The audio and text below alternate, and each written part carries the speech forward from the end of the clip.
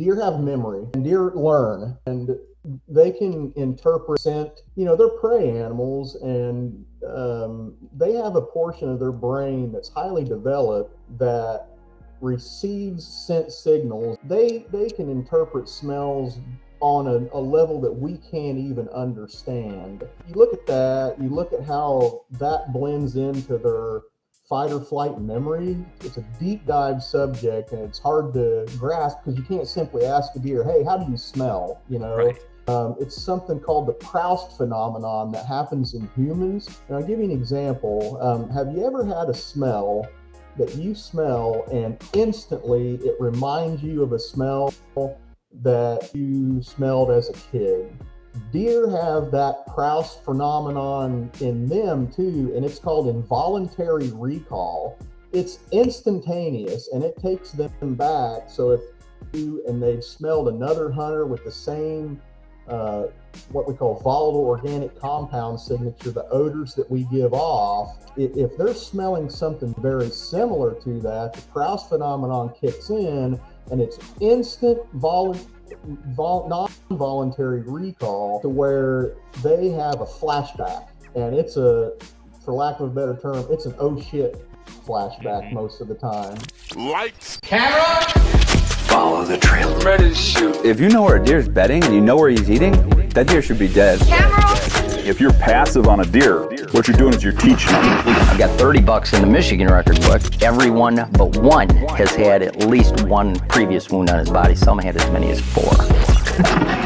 The Exodus Podcast, Your source for all things whitetail. Look forward to diving into a lot of stuff here today.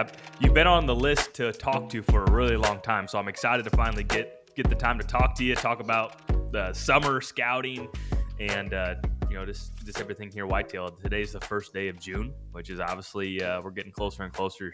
Should only get more exciting here throughout the rest of the year. But before we get into all of that, you're a vet by trade, but I'll give you the honor to introduce yourself and give people an idea who you are. Well, yeah, Jake, thanks for having me on, guys. You guys always crank out good content and good products, and I have one of the original trail cameras that you guys ever made. That really? Had that 5-year, yeah. Had that 5-year warning, and it's on like year 7 or 8 I think now, it's probably. on year I think it's on year 7. I got it the second year you guys were going, and it's still I haven't had to put under warning. It's you guys make durable. Those trail cameras you guys make are durable as hell. So we really like those. But yeah, so I'm from southeastern Illinois in Crawford County. Grew up on a dairy farm, so I'm not a stranger to work ethic. And my dad just quit milking last year, and he feels like it's a vacation to him now. But we were the last day still milked in our county. But I went to the University of Illinois and went to veterinary college up there, and I've been a veterinarian now for this is my 18th year in practice, and we stay really, really busy with that. I used to do a lot of large animal work. Now we're doing mostly companion animals and a little bit of equine mixed in with that, and occasional cattle call. But that keeps me super busy, and I've been writing for North American Whitetail now for about 6 years or so, and I've really, really enjoyed that. I'm really passionate about that. It's I've always, when I was a kid, I used to read North American Whitetail when my mom would go to the grocery store, so I didn't have to buy it. I would always go with her and flip through as many articles as I could back in the 90s with them old red label covers, Yep. And man, I just fell in love with that brand then, and I always looked at that and went, man, one of these days I want to be one of those guys on the cover, like holding up those big buck hero photos, and I collect those magazines and have a giant pile of them. So it's a brand that I've really believed in, and now it's just great to be able to contribute articles that are not just about how to shoot big bucks, but also some of the science and physiology and kind of the veterinary aspect of things on it. So I really, really enjoy all that. Do a little bit of self-filming on YouTube, just filming my own hunts solo. But North American TV reached out to me last year and wanted me to be a part of their television program. So I'm going to start doing some hunts, TV hunts with those guys this coming year. And I'm really fortunate to be involved with those guys. Great guys at the magazine. Everybody's really down to earth and got good values, and they represent what's really, really good in the industry. That's cool. So what does this upcoming season look like then, if you're going to be part of that process? I'm in the process of trying to sort out my schedule and my vacation days and time away from the clinic. And I think what I'm going to try and do is do a TV hunt down the first week of September in Kentucky, hopefully. I've always wanted to take a velvet buck, and Right. it's kind of a bucket lister thing. And here in Illinois, we don't start till October 1, so never been able to accomplish that. It's kind of a bucket lister for me. And it's a poke deer. If he's in velvet, he's going to get cracked. So I want to do that. And of course, we'll be hunting here at home in Illinois during the bow season and here. And I'll typically, I think I'm going to have a cameraman come for a week, 10 days and crack some of our target bucks here. I've got one in particular that's just ready. He's ripe for the picking this year, and he survived it last year. So got a good start on it already. And I think maybe during late season, I might go to Missouri's muzzleloader season, or maybe even Ohio. That runs really late the first week of February. So not sure. Those are some of the destinations, but I really want to, at some point in time, I've always wanted to do this, like a goal, another bucket list thing. I want to go to Saskatchewan and hunt the big timber desperately, and NAW is going to afford me that opportunity, I believe. Dude, so what I want to try and do in one season is take one in Canada, one here at home or in the States somewhere, and maybe one in Mexico during the season, and do the continent slam in 1 year. I think that'd be awesome. That'd be really cool. Yeah. Yeah, that'd be really cool. That's really cool that you started writing for them, 6 years ago, read all the articles growing up, and then now to be part of a even larger project with them, I have to feel is pretty darn exciting for you. It makes it all worthwhile. I wrote an article about the science of olfaction in deer, and how their neurobiology works, and how they interpret scent. And I thought it was a really good piece. And I'm my own worst critic typically, and when I think it's good, it's probably pretty fair. And they actually gave me the cover for that one, and I was really, really proud of that. So it's a great piece. I'm working on one right now with science of vision and ophthalmology in them, and I've talked to Dr. Bronson Strickland out of MSU's Deer Lab. I've talked to Dr. Gino D'Angelo out of University of Georgia. He does a lot of ophthalmology studies on deer, and it's a deep dive, science-driven piece, and I love writing like this. Well, yeah, given your profession, that's right up your alley. What did you find? What was the key finding or two on that last cover article that you did for the neurology of deer? Deer have memory, and deer learn, and they can interpret scent. They're prey animals, and they have a portion of their brain that's highly developed that receives scent signals. Their neurons in their nose, they have millions more than what we have as humans. And it's like a computer system in their brain. It interprets smells. They can interpret smells on a level that we can't even understand, as far as human beings go. And the only the creature that's really comparable to a whitetail's olfactory ability is a canine bloodhound.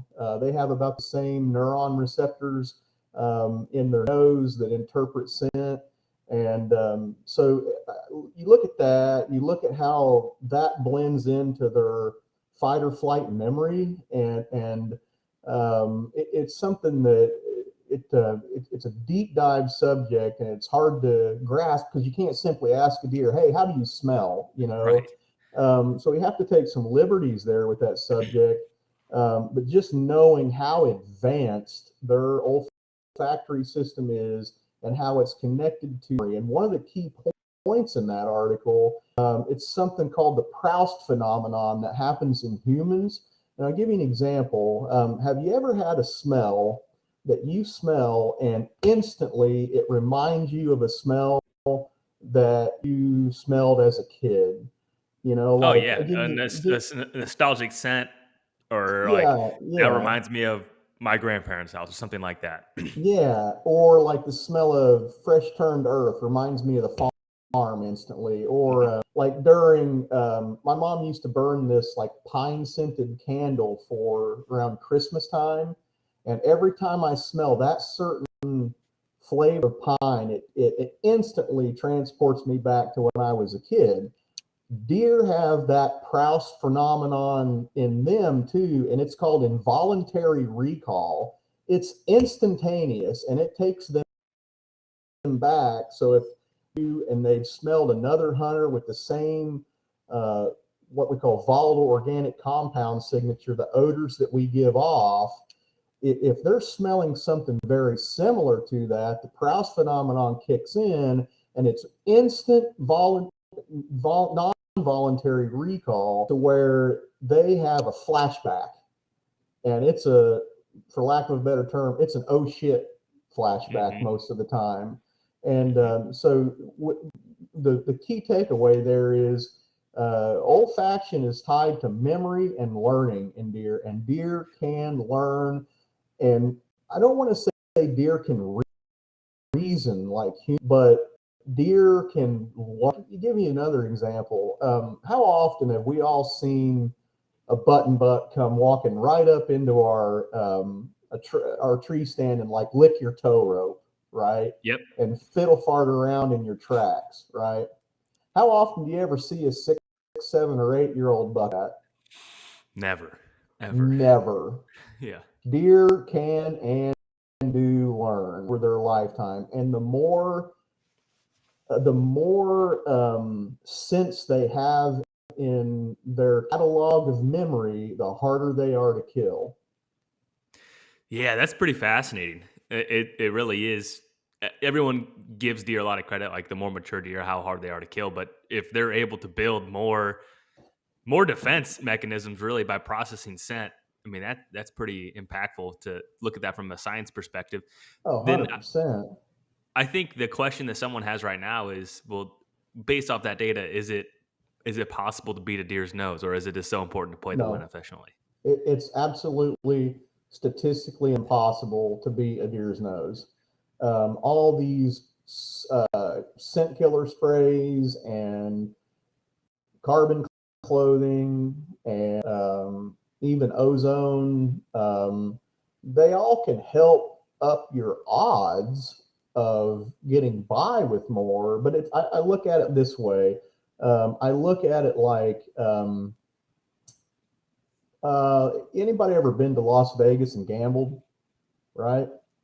Mm-hmm. Well, in Las Vegas, and when you're gambling, you might beat the house one night out of a week, but the house always wins.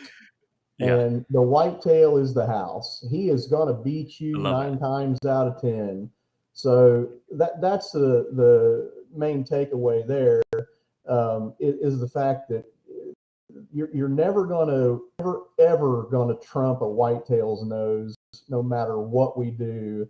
And so I used to, like, if you look at like old regiment, I used to freak about sprays and back before I went out, and just to the nth degree, and it ate up a lot of clock. You know what I mean? Oh Like, yeah, just burning a bunch of time and just kind of a waste, in my opinion. So I don't. it's a lot of effort. It's a lot of It's a effort. lot. It's a lot of effort. You typically go those lengths anymore. Obviously, try and play the wind. That's critical. But one of the things that I've actually pared my scent regimen down, and things I am still ultra critical of is my boots. My boots never touch anything other than earth. I keep my boots in a tote. They don't pump gas. They don't go to McDonald's. They don't go in the house. They're in a tote with some corn cobs, corn husks, and stuff that is natural in the environment for where we live.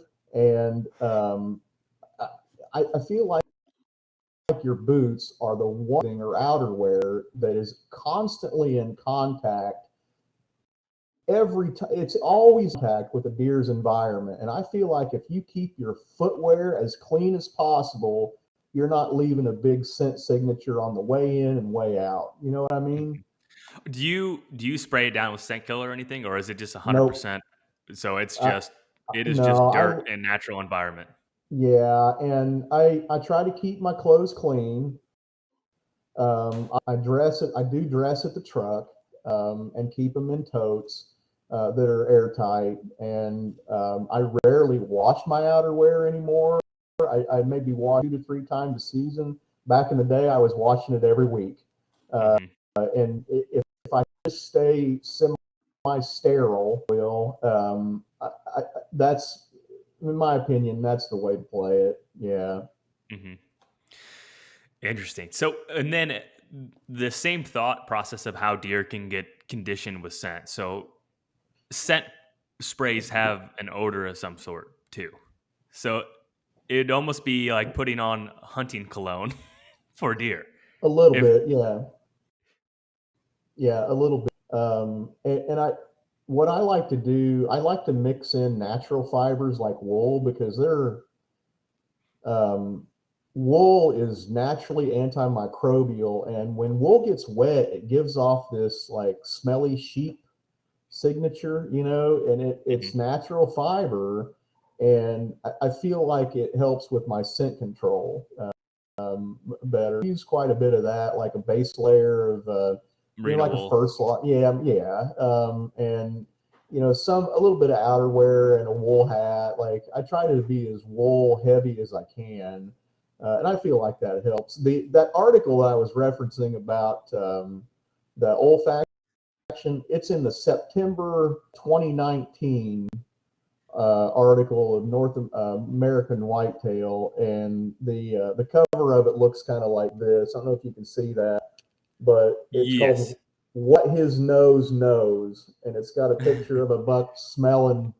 I like that. I was really proud of that. They Yeah. give me the cover. They didn't even tell me.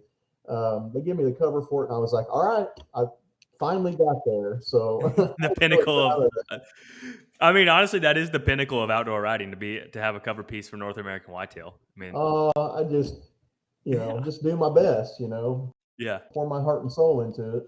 Well, that's really interesting, and I think there's some good things there for people to put into practice or consider for this upcoming year.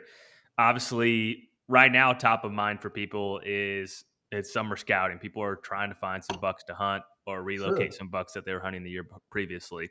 So, I mean, if the full calendar year, excluding in-season scouting, when is your favorite time to scout for a target buck? Year round.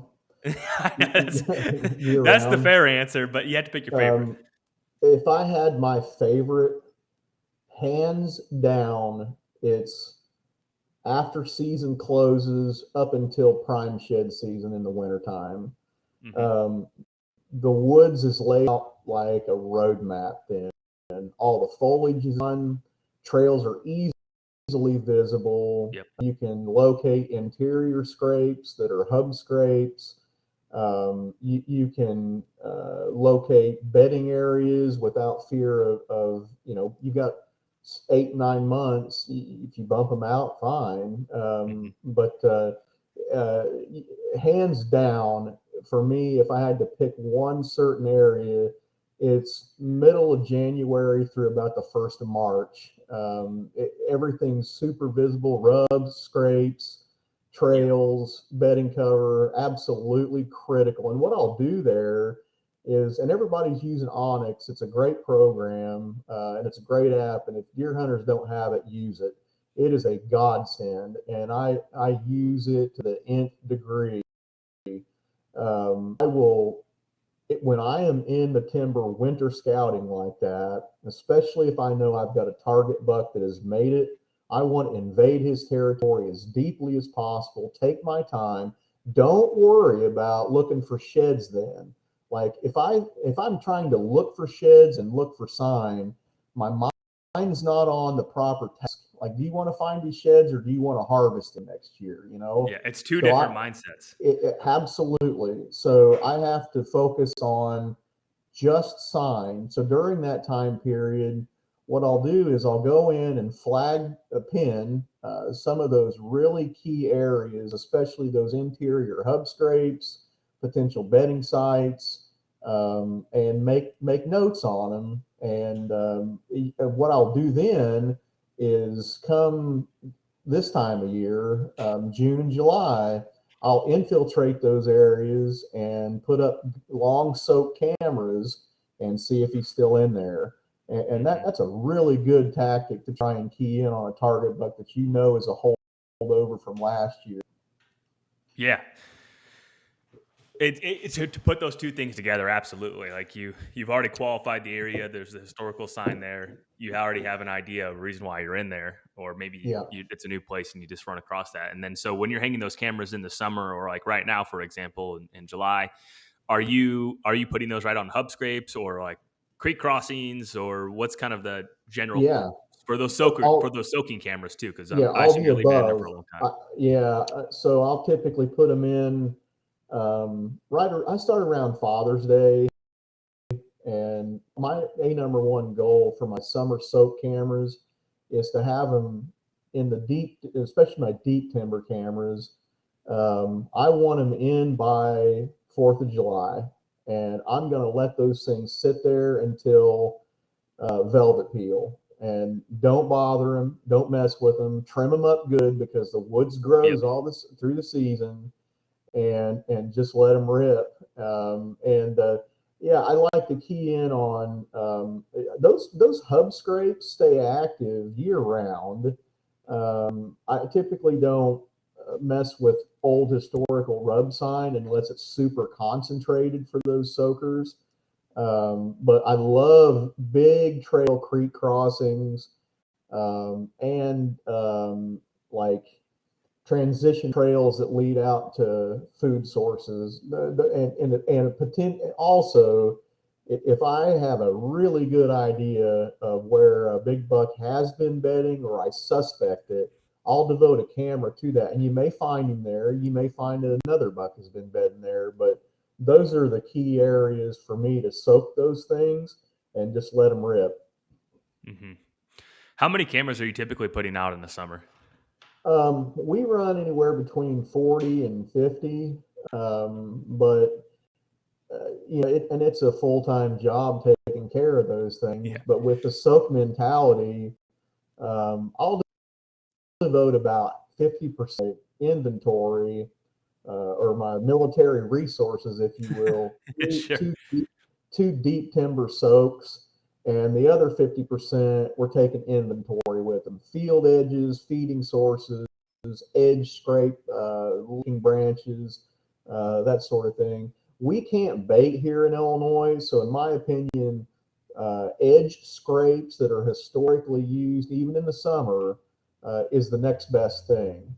Yeah, so that's Agreed. typically what I'll do, especially if I'm on a new farm where just trying to take inventory. I'm field edging it over bean fields with my camera and some of those licking branches. Yeah.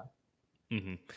And so this is the question that I have, and I think a lot of people do is, so you're finding some of these deer in the summer, and obviously you're doing this scouting to hopefully have a better bead for them, October, November, December, January. What have you seen? Let's say you have 50 cameras out and you got 10 bucks. There's 10 bucks throughout the season that you located. 5 of them were on those hub scrapes on interior in the woods, and let's say another half were like on a random soybean field at 3 o'clock in the morning. What is your plan from like there moving forward? Because I think sometimes doing that's the easy part. Obviously, the hard part's killing them. So I think people can find deer easier than obviously kill them. But like, what have you found as you take this information in? It's like, okay, well, we'll walk through each example first. So I got a picture of this big deer. Let's say throughout July and August, I got him 7 to 10 times on a bean field. Yeah. What's your plan for that particular scenario? Don't put too much stock in it. The only thing you've got there is proof of life. So you need to backtrack him and try to figure out, what he's doing in the timber. And I rarely field edge hunt. I like to hunt in the deep. And with these bean fields, and I think a lot of hunters make this mistake a lot, they'll see a buck velvet pounding green soybeans in August, and then they make their play over those beans when they turn brown. Well, when beans turn brown, they lose their digestibility, and then it becomes not as a preferred food source for them. And if you're not forecasting shift away from that bean field, I'm not saying you can't shoot a buck over a standing bean field in October, but you need to prepare for the shift, we call it, and everybody talks about the post velvet peel shift. And in my experience, I feel like maybe a third to a half of the mature bucks will shift up to a mile and a half or so to more doe-centric areas. And so those are key points to think about. When it comes to inventory over soybean fields, don't hang your hat on it, because I used to do it, and I almost never killed one over a dry bean field in October. Almost never. Right. Yeah. And so the thought process there is, okay, you have proof of life. The food source is going to shift once October rolls in, and it's going to go to, would you say, more acorns or whatever else is still green at the time, and maybe corn as we get a little bit deeper? Yeah. So you need to forecast your mass crop, but you also need to familiarize yourself with natural browse species in your region. That is something that a lot of hunters just totally neglect. And so Sure. in your region, whatever it may be, you need to understand what browse species that are in the timber that deer prefer. Deer are what are called concentrate selective browsers. In other words, grain, they love concentrates. In other words, food sources that have carbohydrates and energy in them. So they like those, but they have to have, since they're ruminants, they have to have browsy fiber content to make their rumen work properly for digestion. So from yourself with the preferred browse species in your area and scout that. And that's a key takeaway there is don't neglect what's growing in the timber under the canopy. Don't just key in on acorns. Use those and browse and things like persimmons or other natural fruit trees. But it's more complicated than just corn and beans. Sure. And so where you're at in Southeast Illinois, what are some of the browse species that you key in on? It's a mixed bag of things. They love that sweet honeysuckle, the little white flowered honeysuckle, not the bush honeysuckle that's invasive. Okay. Yep. They love that. They'll even eat greenbrier. They'll eat mare's tail weeds. They'll eat grasses. Forbs. There's just a ton. There's a laundry list a mile long, and you can see browse pressure in the woods if you look at those plants.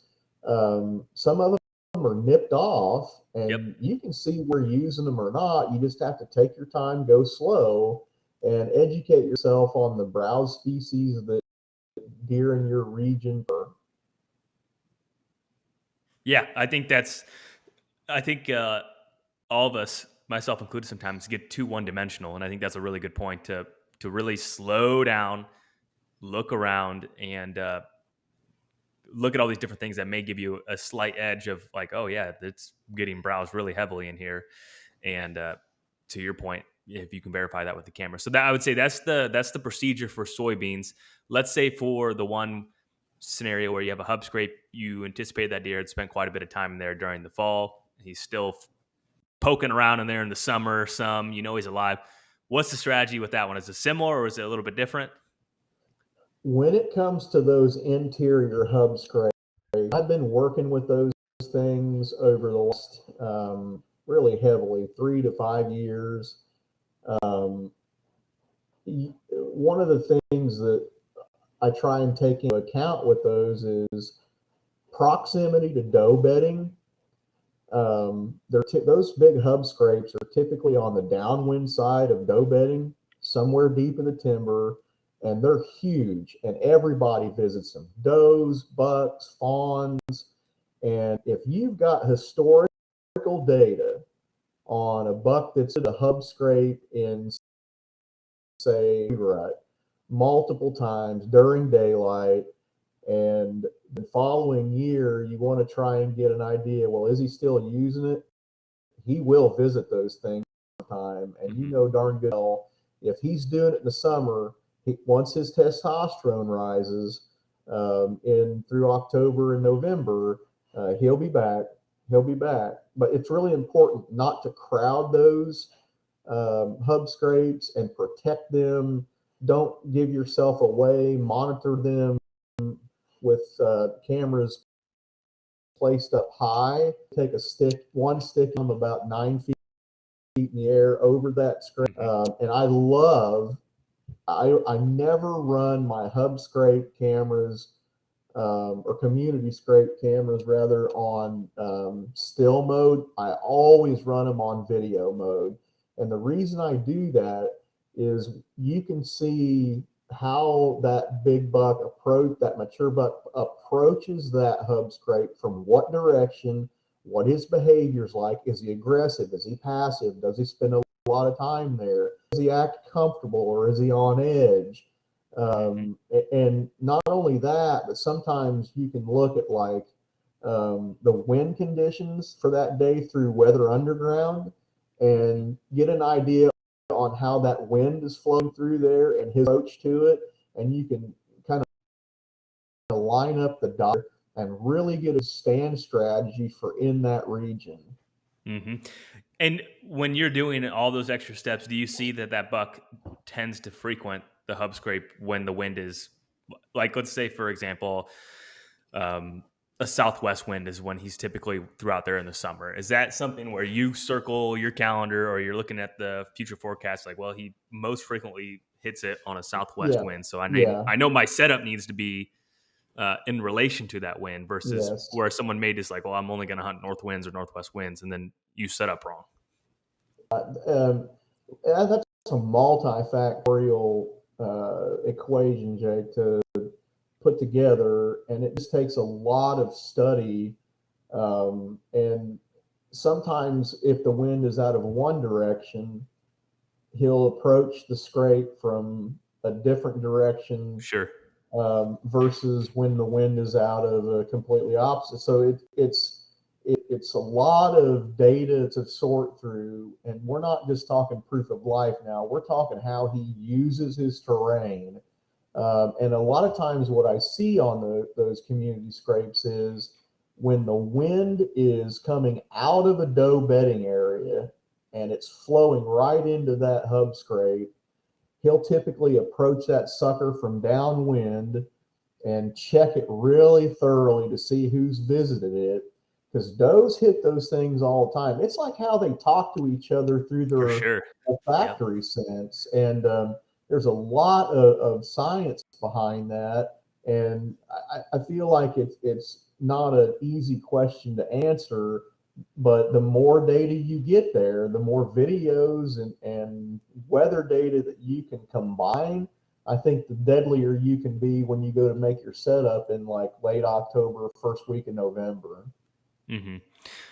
In that scenario where you're like, let's say maybe there's a past example of this, or maybe as you're planning for this upcoming year, are you going and pre-hanging some sets there? I know you like to hunt mobily as well. So those ones you're going to pre-hang and have it ready to go. Yeah, around my hub scrapes, Since I don't want to impose too much human pressure, if I get evidence of that buck visiting those community scrapes in the deep timber um, in the summertime, I know he's going to be back during that pre-rut phase, and I'll try and plan for prevailing winds and pre-hang some there. Yes.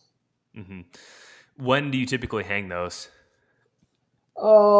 Whenever I get my equations figured out. Sure. But I like to have those in place by Labor Day, Okay. as a kind of a target goal. Have them in there, trimmed out, and access routes planned for entry and exit. That's surreptitious and stealthy, and that takes a lot of trimming and sometimes spraying, and that way you can revisit those with minimal impact. So you're even potentially spraying some glyphosate on a Yes, spot to where your scent's not rubbing up against. You're not yes, leaving a bunch of scent. Okay. 100%. Yeah, I don't think a lot of guys do that. I have not done that. I think that's a good tip right there in itself.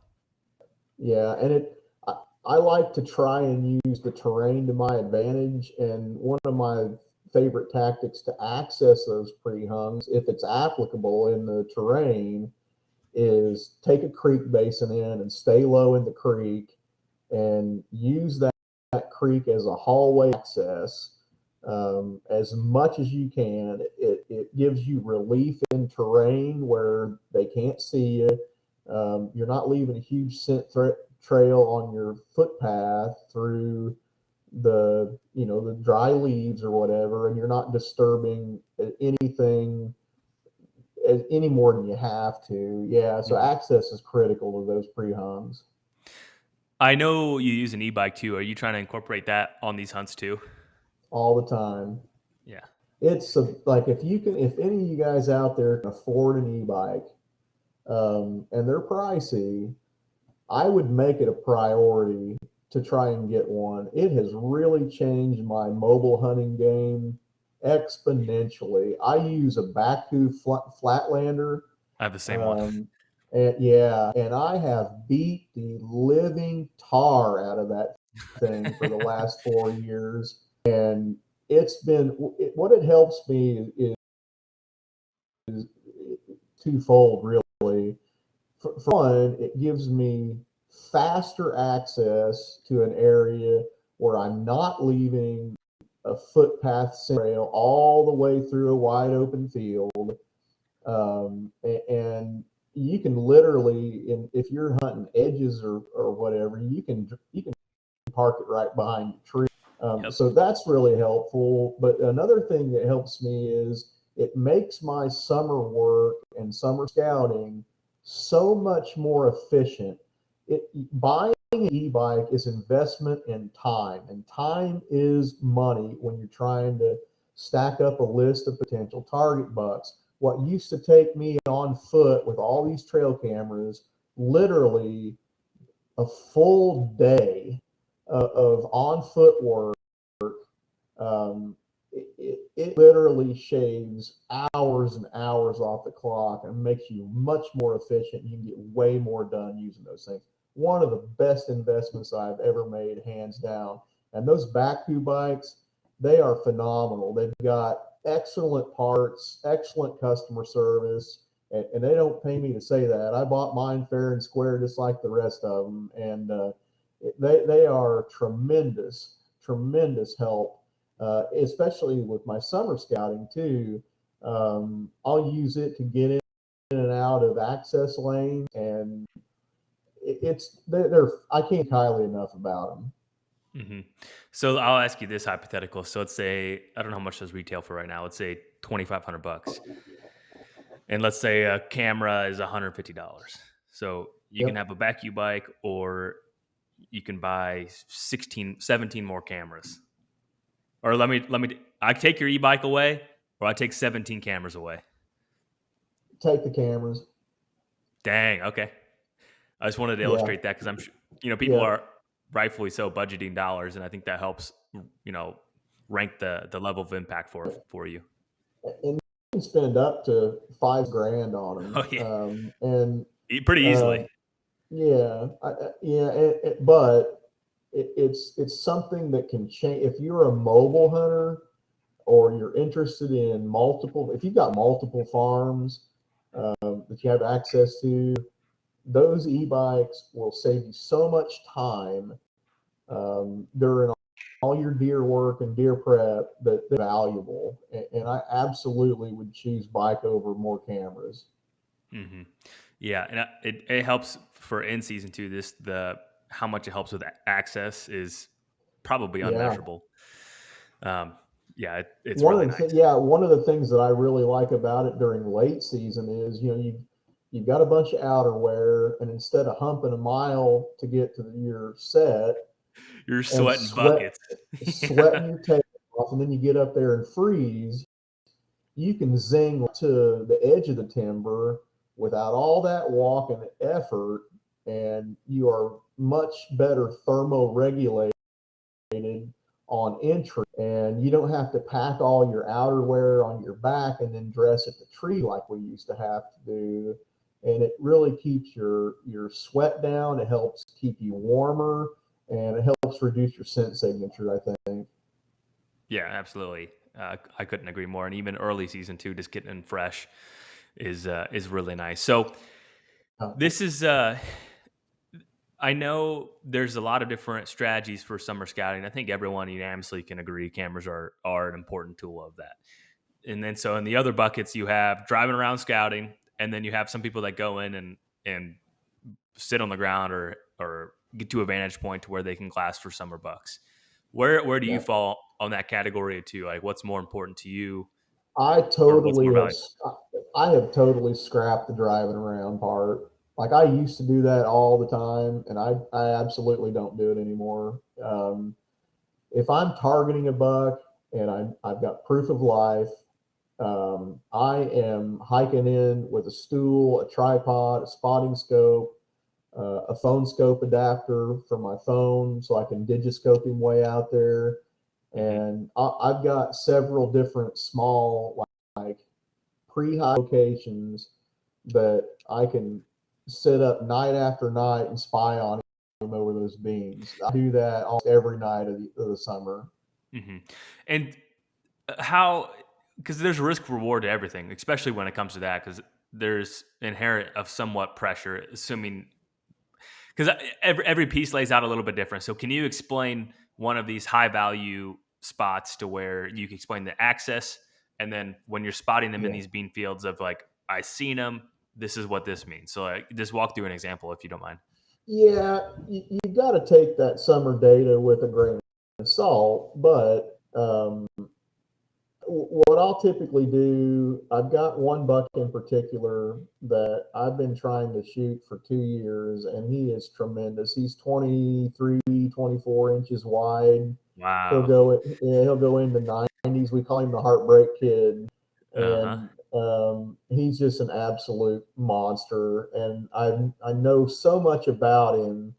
What I did with him last year is I would ride my bike to entry into a creek basin, take the big, deep, winding, muddy creek all the way in to as close as I can get to my hide site, and use the contour of the ground to get to my hide site. And if I see him, um, I'm not crowding him. I'm not getting within 100 yards of him. We're scouting him from, you know, 5, 6, 700 yards away with a quality scope.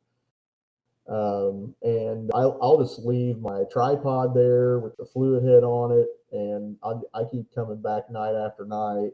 And you can get away in the summertime with more than you think.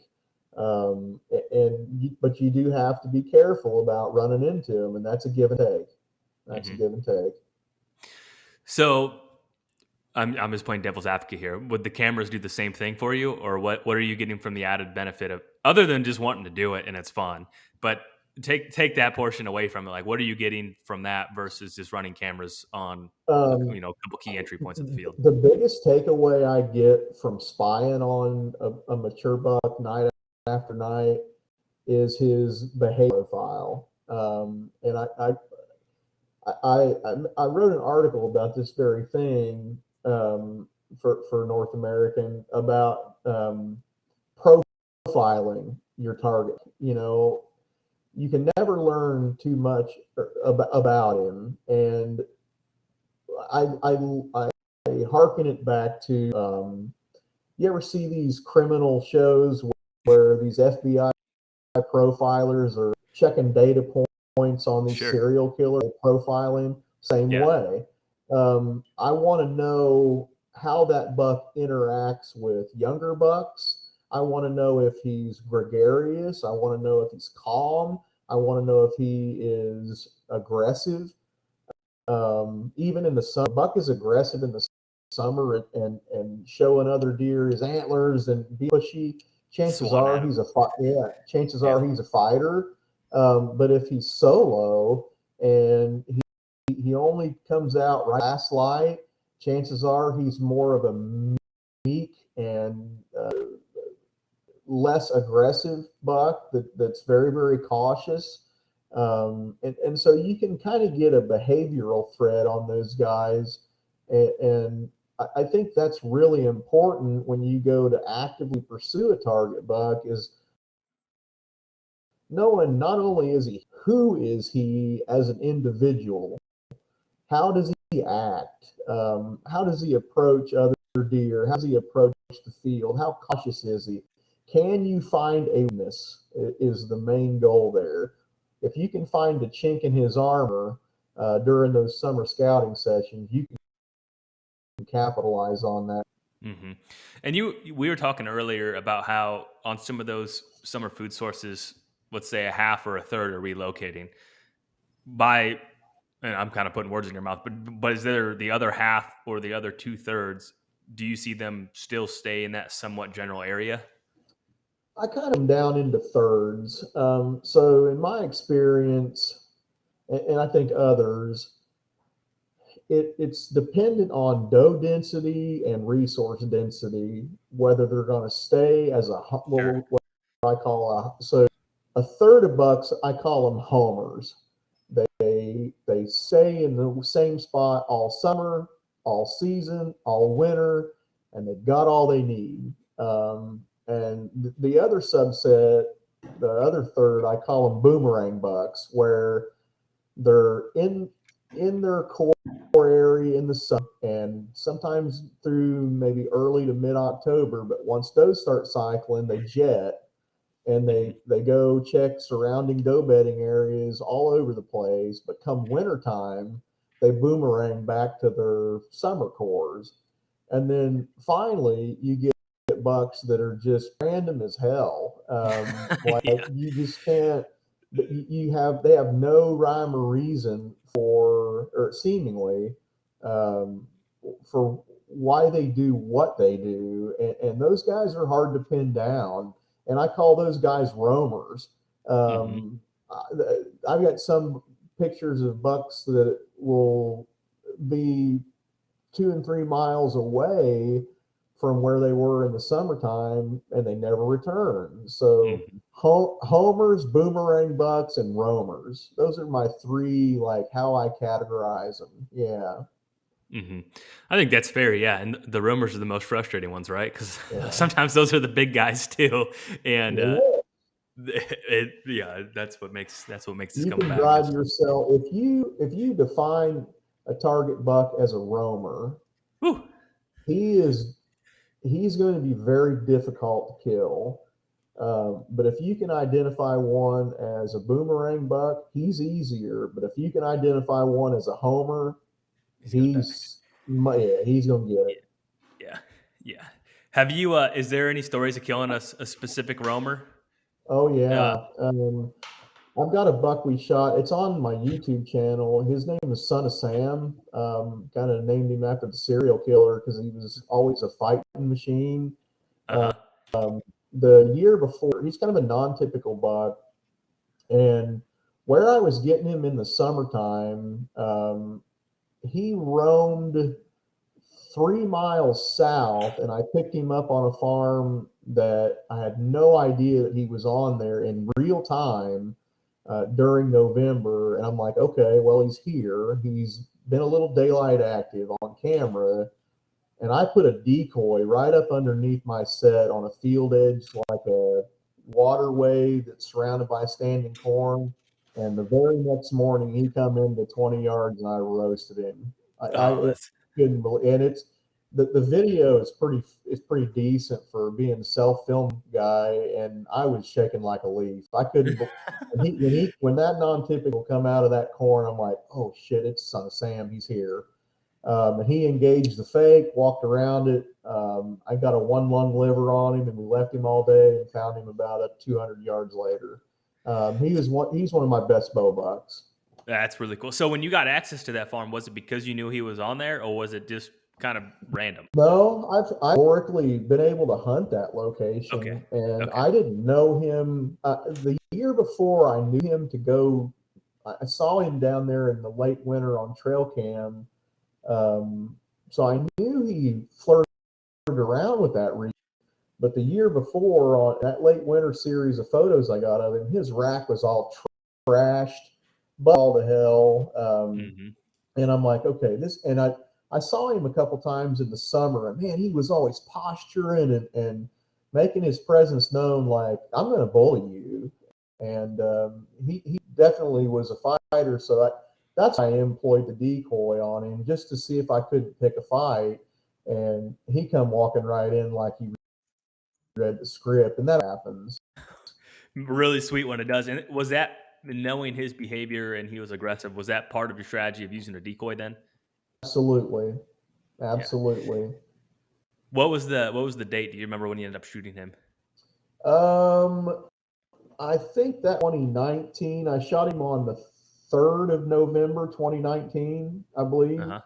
But yeah, it was one of my really eye-opening moments where his behavior and his travel patterns and the data that you get kind of all linked up, but you got to move on that. Like, you can't sit on your ass and do nothing when you've got the data. I actually pulled those camera cards the night after a busted hunt, went home, checked them. I went back that night and hung a lone wolf on that spot, and put the decoy out so it was there fresh in the morning, and slipped in there and got him. Yeah, I think that is a really good example of just taking action and getting ready and prepared, because you're already set up. You can get queen access, and then you're hanging that pretty late, and that's something that having Heath Cisco on a guest as this podcast too. That's one of his strategies a lot of times too, where he'll hang a set. Yep. Scout the evening, hang a set, and then go back in there in the morning. I shot a buck actually November 3rd, 2019 too, so it must have been something in the air. Yeah, it was a good day, man. Nice, crisp, clear morning, very calm wind. I think it was a southeast wind for us. Yeah, it was for me too, blowing right over the edge of that decoy. That's awesome. Okay, so yeah, that's a cool roamer story. And then anything else that you can think of for people that are getting bucks this summer that we haven't discussed that they need to keep in mind for the inevitable fall season? One of the things that I try to do every summer is catalog a broad inventory list as far as mature bucks that you would like to harvest. And so by the end of the summer, by velvet peel time, we'll say, I try to have anywhere between 10 and 15 target bucks that I would shoot, between all the different places that we hunt. And eventually you'll whittle that list down to 4 or 5 actionable. I've got killable. A good chance. Yes. Yeah. And so that I don't put all your eggs in one basket. Don't fall into that trap. Even if he's a 200 incher, diversify your portfolio. Mm-hmm. You have to, because there's so many unforeseen things that happen throughout the season. And you talk to some of the most disappointed guys at the end of the year. It's the ones that hunted one specific buck the entire year. and everyone has different goals if that's where you're at in the stage of hunting. But I think a lot of guys try to progress to that level too fast, and that's just obviously my Yeah, opinion. I agree. And I the first to tell you, last year I wanted to shoot HDK so bad that I devoted way too much time into him. Cost me, I only shot one mature buck tags here for Illinois, and it cost me a lot of time. He just didn't follow the script, and he didn't do the same things he did historically the year before. I had an inventory list of other deer, but they all kind of went off the radar and did some funky stuff too, and I had a really hard time. But I went all in on him, and I probably should have been diversifying better during the season. Mm-hmm. Yeah, I think there's so much importance to have that catalog of bucks for the upcoming year. Because to your point, you do almost need 10 or 15 to have 3 or 4 that you feel confident you can make a play on. And realistically, one of those 3 or 4 is going to get shot. Maybe another one's going to go missing, and then like that list to 10 to 15 goes down really fast. But I think that's really important. Yeah, and don't forget to factor in EH. Sure. It's been a big deal around here the last handful of years, and we have found several of our targets dead of EHD on a bad year. You know, you got to factor that in. If you're getting EHD deer deaths, and all of a sudden a really routine buck that you know all about goes missing, buzzards flying, go in there and look. Like, throw caution to the wind, go scout real time, and see if he's in there. Follow your nose, look around water sources. But that's been a challenge for us over the last few years. Yeah, don't forget about that. Mm-hmm. Something I read in one of the articles there online for North American Whitetail, you talked about checking cameras during the middle of the day and also during like hot, dry days, which is contrary to what a lot of people think, where they want to go in association with the rain. What explain that? So I'll frame it. Let me frame it this way. When is the best time to check your cameras during the summer, and what are the conditions? During the heat of the day, from about 10 to 2. And the reason that is, and I've actually talked to guys that have working dogs. I treat a couple of guys' dogs that are search and rescue cadaver dogs. Like, they're heavy into finding dead people, right? Yeah. And they're on call, and they go all over the country, and they're good at what they do. So I asked them, I said, when does a dog's nose work the best? And the answer is when there's moisture. The scent profile that we give off in volatile organic compounds, those are gaseous compounds that deer key in on. And on a hot, dry day in the blazing sun, there's no moisture for that stuff to cling to as a reservoir for holding scent. And it essentially cooks your scent out of the dirt that you were just walking. And I have countless trail camera data that shows that bucks had walked right by that camera the very evening that I was there in the middle of the day and don't even pay a single bit of attention. When you're in there on a rain, you're getting a bath. Every body part is getting soaked and saturated into the ground.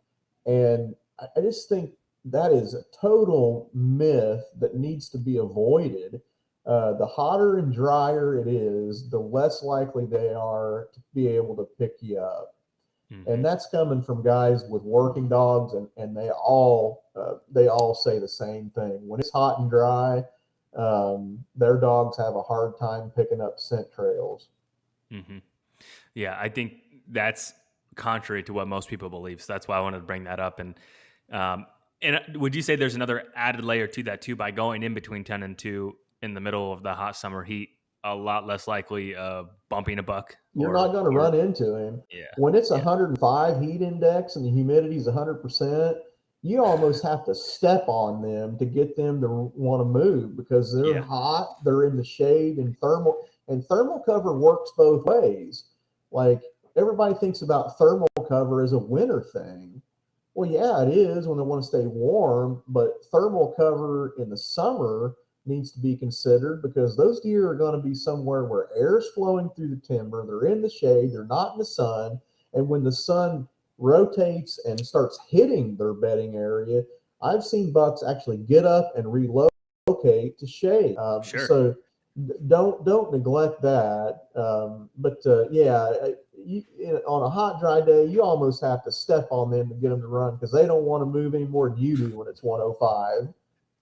Yeah, I mean, that's the same thing. If you're out there, you get locked outside and you have to go lay in the woods all day. You're going to be where the air's moving and in the shade, and if it moves, you're going to move too. I think that's an easy way to think of it. Yeah, interesting. Yeah.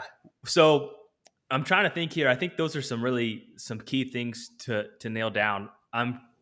What about this is a fun hypothetical here. So you have the attention of every deer hunter in the entire world right now. What's something that you wish they knew? This could be anything. Or considered, or anything. Boy, that's such a tough question to answer, Jake, because there's not just one thing. I'll tell you one thing I wish all hunters knew. There are two things. I want them to know the anatomy of that whitetail's thorax. I want them to know the science of how a deer dies. Everybody thinks that a deer succumbs to massive amounts of blood loss, and we need to start thinking about deer death from especially archery use with cutting utensils, not in terms of blood loss, but in terms of hypoxia, oxygen loss. Okay. When you're losing blood, you're losing oxygen, but I feel like a number one goal should be to always try and get both lungs and get it through both sides on a complete pass through. That way, not only are you creating hemorrhage and blood loss, but you're also creating what's called a pneumothorax, where the lungs collapse. The lungs in a thorax are at a negative pressure based off atmospheric pressure. So when you create what's called a sucking wound, like in military terminology, when atmospheric pressure at higher pressure rushes into that thorax, if you've got a complete pass through on both sides, lungs collapse. So they cannot expand. So the lack of oxygen going to the brain, no matter whether it's hemorrhage or lung damage, is the reason why a whitetail will run out there, get wobbly, and pass out on his feet. And I think we see these broadhead companies market 2-inch cutting diameter and massive blood trails. None of that means anything unless you get it through both lungs. Everybody loves a giant blood trail, but I think learn your anatomy, learn the science of why a deer falls over when we shoot him, and it's hypoxia, lack of oxygen going to the brain. And it can be from hemorrhage, but it can also be from that pneumothorax. So my number one goal is through it and try to get it through both lungs.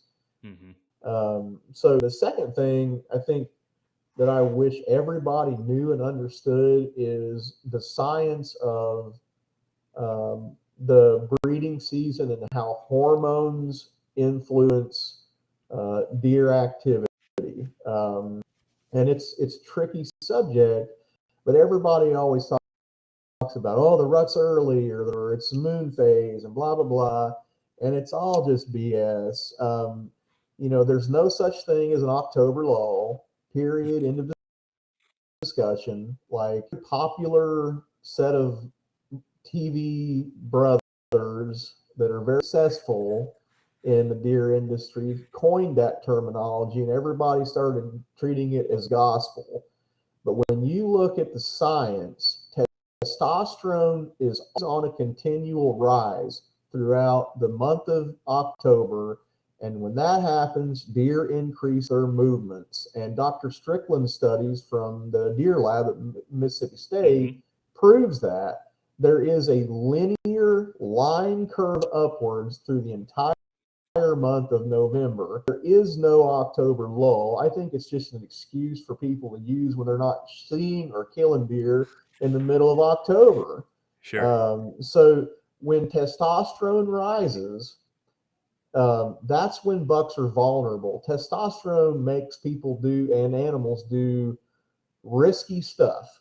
And as his testosterone rises, as the days get shorter, and that's how photoperiod works. As the days get shorter, testosterone begins to rise, response from their pineal gland.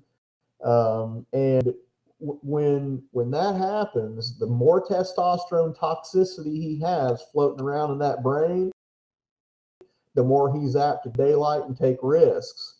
And that testosterone is what makes him get up, move around, and be daylight active. And you know, the timing of the rut in general almost always the same every year in everyone's region. You know, it can be variable, in my opinion, based off of the ambient temperature. Sure. Deer movement during hot rut weather is poor, and it's poor not because they're not rutting. It's poor because they're than hell. They've got their winter on. When it's 70 degrees on the 7th of November, the does aren't moving; they're too hot, and so it's a thermodynamic thing then. So those are key points there. But the timing of the rut is almost always about the same. I mean, it doesn't. It's region to region specific, of course. You know, the northern states they'll tend to rut a little earlier, and the southern states rut a little later. Here in Illinois, it's typically, if I were to kind of define what I would consider mid to peak rut, it's the 7th through the 21st of November. That's that apex, in my opinion.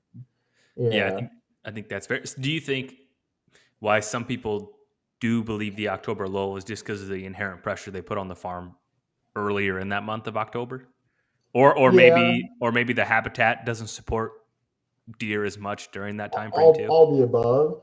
Yeah, And there, you know, again, there are guys that are hunting on dry bean fields, and they're like, "Well, he's not showing up. It must be the law. he was He's in the there. He was timber. there 3 weeks ago. Yeah, Yeah, he's in the timber eating natural browse plants that have better total digestibility, and he's in there, you know, checking out his territory or shifted to more doe-centric areas. But yeah, it's the October lull is a total myth. But you have to kill a buck in October.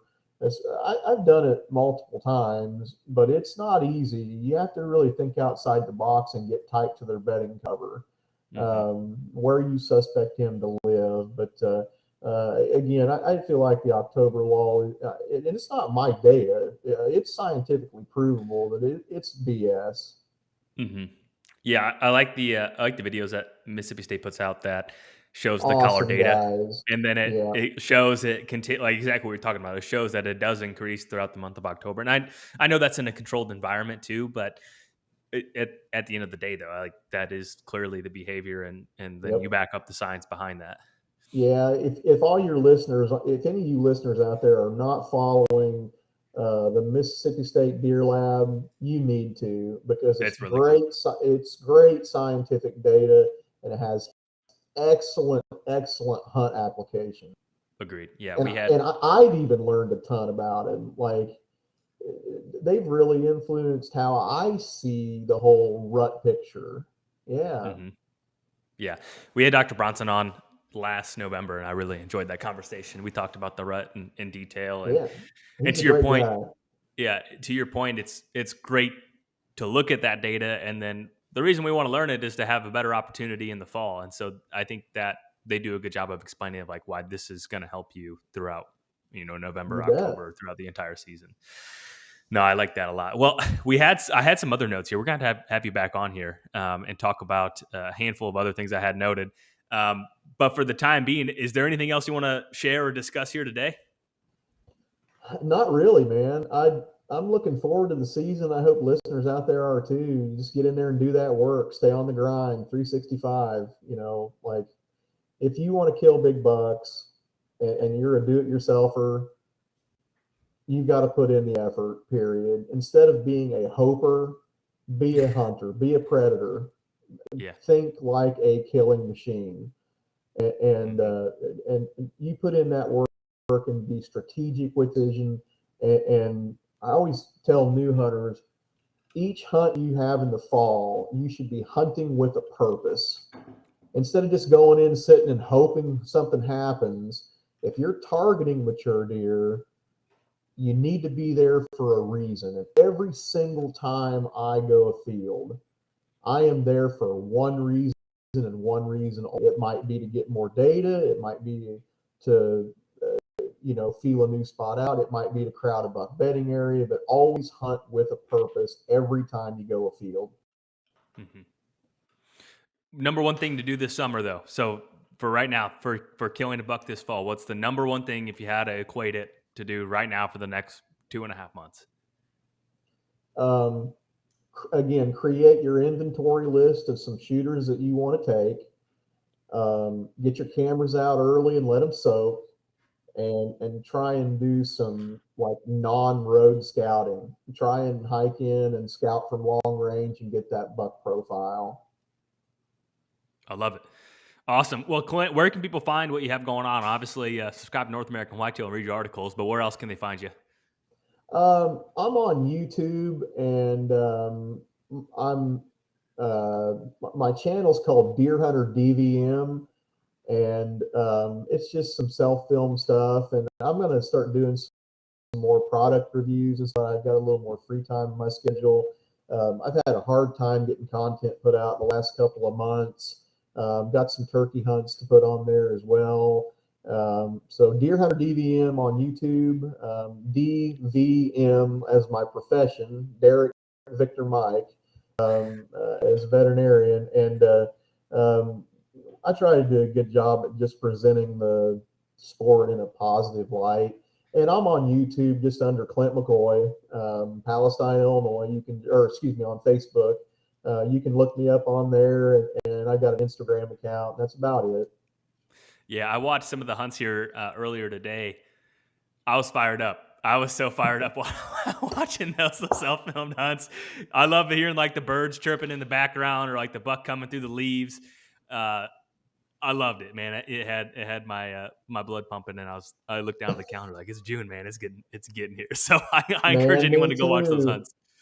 Yeah, me too. And don't on another key thing I think that we forget about in the summertime is creating your entry and access routes, even for mobile places. That is so critical, guys. And the sneakier you are in and out of there, the more you can hunt a spot time and time again without killing it off. But those are my top summer tips, I think. But no, I appreciate you watching my videos. Even a blind squirrel finds a nut every now and again. I don't know, man. I think your level of success is really impressive, and I think it's really cool. I do not enjoy self-filming, and so for someone to take the time to do that and share it, so someone like me can watch there and enjoy it and try to learn something, I'm really thankful for that, because there's a lot of work that goes into that beyond what the normal guy's going to do. Yeah, it's a pain packing all that crap in and setting it up, and it has, if I'm being honest, it'll cost you some deer, but when it all comes together and you got that target buck, one of the videos I'd recommend people watch is the buck I shot in 2021 named Wildside. Great big rascal, and he come right under the tree, and it was such an epic hunt on a day in November where the temperature was really warm and I didn't even expect it. Was that Was that big 9-pointer? No. Okay, I watched that one Wild, today. That one was cool too. That was right at the base too, or pretty darn. It was yeah, within 15 yards. that was 9 yards, and it was Okay, yeah. tight. And he's actually the inspiration for that or the ophthalmology article. He actually looked up and picked me out of the tree bigger than hell, Uh-huh. and I had to make a really tight angled shot. But no, Wild Sides was awesome. He came walking into like 9 steps, got got it on video. You can hear him coming through the creek, and man, when he looks up there, when I stop him and I laced him, he fell within like 40 yards of the tree. I come unglued. Like, I'm sorry, I spazzed out after that one. It is my biggest buck to date with a bow, and I felt like I did a really good job of self filming on that one. And there were some funny moments during the hunt too that I just laugh every time I watch it. But really enjoy it. Sometimes it'll cost you dear, but it's worth packing it all in to share it with everybody. Yeah. Awesome, man. Well, I'll have to go watch that one here later today. And thank you once again for taking the time to hop on here to and discuss summer scouting. Look forward to following along this upcoming year, and we'll have to get you back on here. There's some more. We have some unfinished business, so I look forward to doing that again here soon. Well, I appreciate the time, Jake, and you guys make great products out there at Exodus, and I really like coming on and doing these pods for you guys and for everybody. I really enjoy that, just to be able to share. That's how we learn as deer hunters, is instead of walking around with your head held high and chest puffed out like you know everything. Man, I'm still learning every single season, every single day, just like you Yep. guys do. And so I appreciate podcasts like you guys that are creating good content and good educational format. It's a great resource for us whitetail guys. Appreciate that. Well, I encourage everyone to go check out your YouTube channel, follow along your upcoming season, and until next time. Thanks for having me, Jake.